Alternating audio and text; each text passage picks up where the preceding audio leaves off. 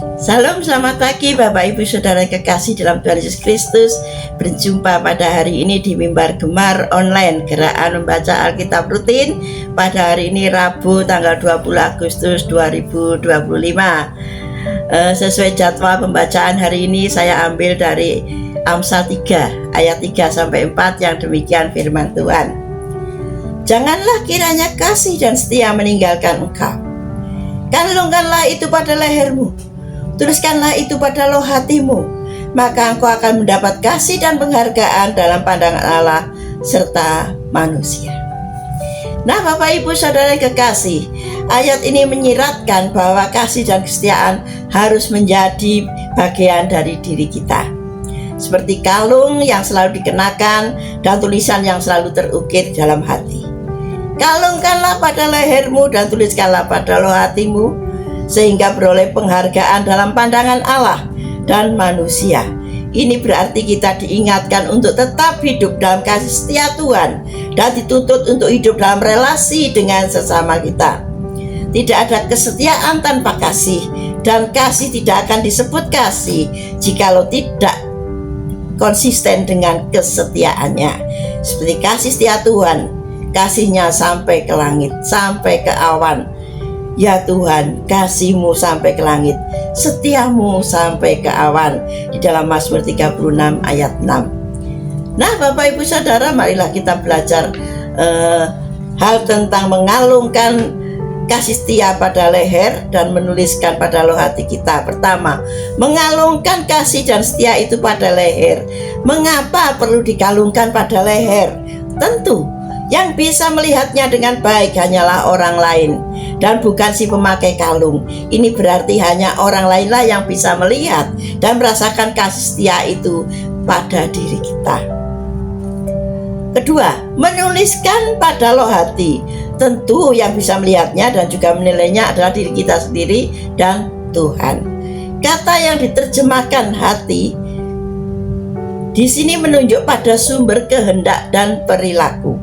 Jadi perlu terus menilai kehendak dan perilaku apakah hidup kita sudah diwarnai oleh kasih setia. Dan setiap perilaku yang berdasarkan kasih setia, maka pastilah akan mendapatkan kasih dan penghargaan dari Allah dan manusia. Bapak Ibu Saudara dikasihi oleh Tuhan Yesus Kristus, kasih setia adalah sikap dan karakter Tuhan yang seharusnya menjadi cermin bagi manusia untuk diberlakukan dalam kehidupan sesama.